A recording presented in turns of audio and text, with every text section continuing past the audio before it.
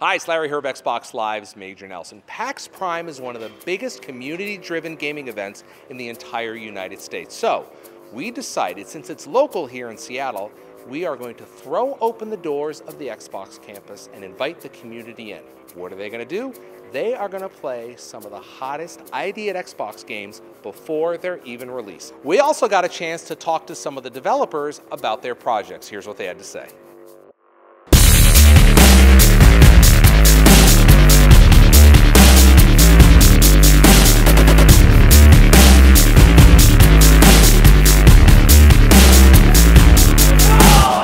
Volgar the Viking is an arcade-inspired, kind of a retro hardcore game. I don't like to use the word retro too much because it implies that the ideas behind the game are really old. They're not, but they are inspired from gameplay of that time period. Volgar, from its look and feel, is directly inspired by Super Ghouls and Ghosts for the Super Nintendo. It is directly inspired by Rastan from the arcade. There's actually an homage, a direct homage at the very, very beginning of the game that has Rastan in it. A lot of the fans, if they remember those games, they light up like a Christmas tree because a lot of people aren't giving those kind of games to them anymore. The fans who haven't experienced this before go, whoa, like, what is, I didn't expect to die in the first 10 seconds, like, what is this? And then they laugh because the deaths are so ridiculous. And then they continue to keep going, and each time that they play, they make it a little bit further, and before they know it, they've played the game for half an hour.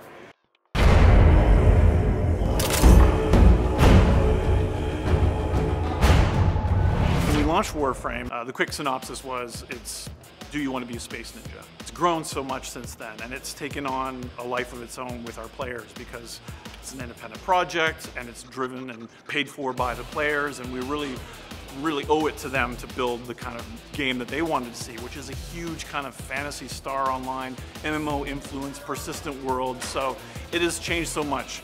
Every planet now has its own art set, there are unique enemies everywhere, there's specific custom boss fights all across the solar system, there's a pet system, there's a pet breeding system, there's a personal spaceship now that you own and that you build and customize and reconstruct using a questing system. I kind of had my trade show mentality on at PAX, and then you're completely disarmed because like, hey man, I play Warframe, I've got 1,000 hours in your game and I totally love it and everything's awesome, and are you gonna add swimming to the game, and I have all these ideas, and I brought you some gifts, and my girlfriend made you brownies, and it's just an amazing experience to sort of bask in that, but at the same time be able to turn the tables and say, well, what kind of player are you?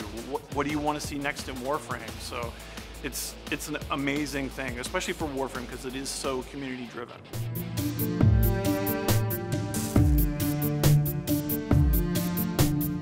Chariot is the story of a princess and her fiancé, and she is tasked with of burying her father. It's a physics game, it's a 2D platformer, and you play together, couch co-op, and you carry this coffin on wheels, which is the title's Chariot.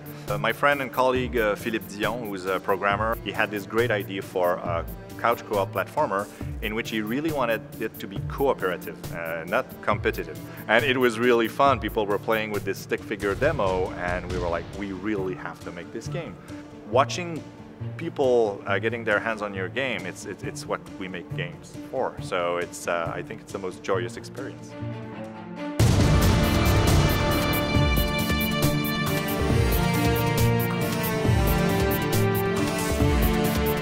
Well, Speedrunners is a 4-player competitive platformer where the goal is to outrun your opponents so much that they fall off the screen. The camera follows the player in the lead.